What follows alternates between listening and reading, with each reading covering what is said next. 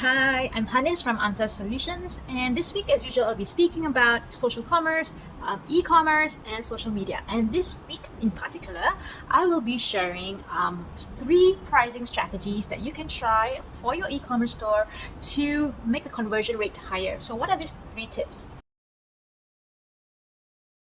Tip number one, the decoy.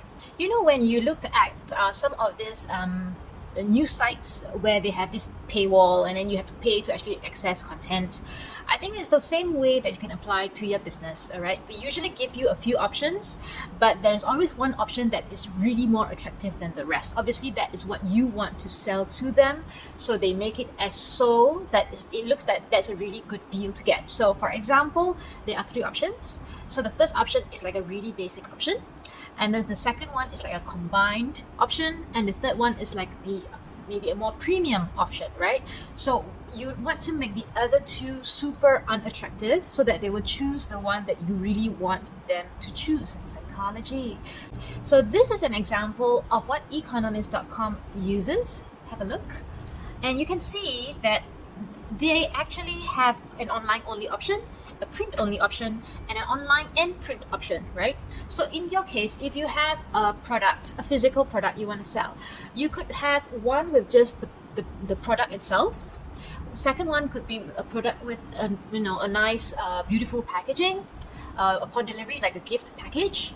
And the third option could be fast delivery, right? So if people are not in a rush, they don't actually have to opt for the third option, which can be a bit more expensive than the other two options. So the obvious option that people will be going for will be the middle option, right?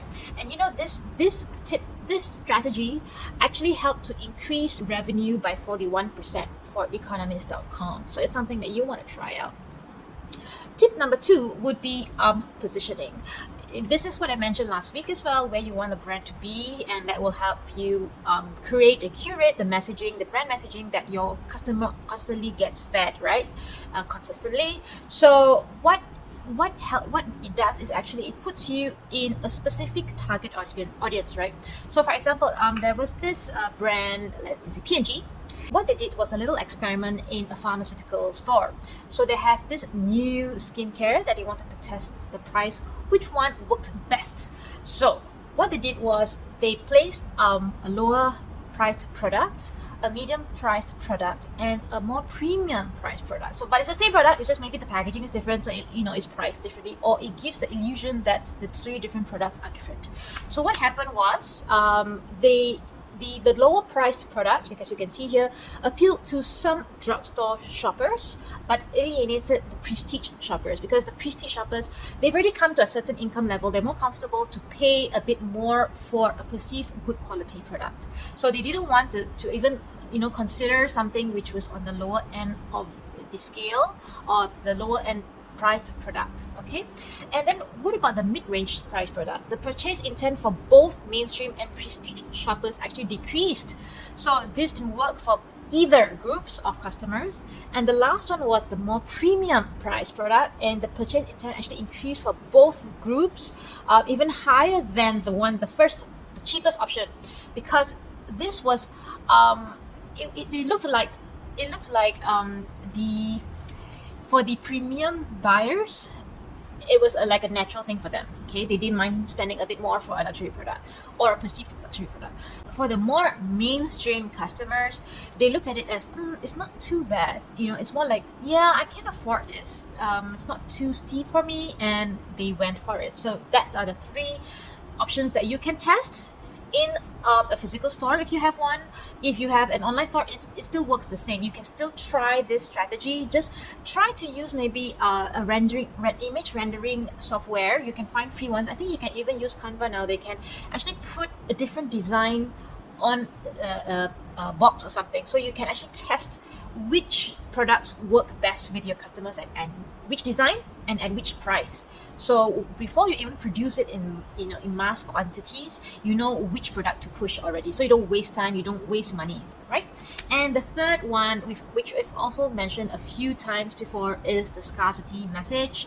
Again, if this should be actually real, right? You don't want to create something which is fake. For example, you say there's only 10 of these products, but actually there's 100. When people find out, they'll get really, really angry at you and they won't support you anymore, most likely. So you can actually work on, at the checkout point or even within the e-commerce page of the product. You can just say, okay, we have only 20 products of this left, or this price is only available up to 12 p.m. or this price is only available from 12 p.m. to 3 p.m. today. I think you've seen this on Lazada, Shopee. They do this a lot. They have the midnight sales, and it really, really increases sales. But again, what I said before, don't always give discounts because it might actually backfire on you. So do this carefully, right? This will also work for free shipping. You only offer free shipping for those who have a minimum order of say 120 ringgit. I think you've also seen this on global marketplaces like Shine.com, and they made me buy a lot over the weekend. I had to buy just 10 ringgit more to get that free shipping, and I did. And I actually spent a bit more because there was no specific number that I could just meet that minimum target. So yeah, very smart move. So I hope these 3 strategies have helped you think a bit of how to increase your conversion rates. Do let me know how it goes in the comments below, and do share and like this video if it has helped you. And if you've not subscribed to our channel, please do so. I'll see you next week. Until then, bye!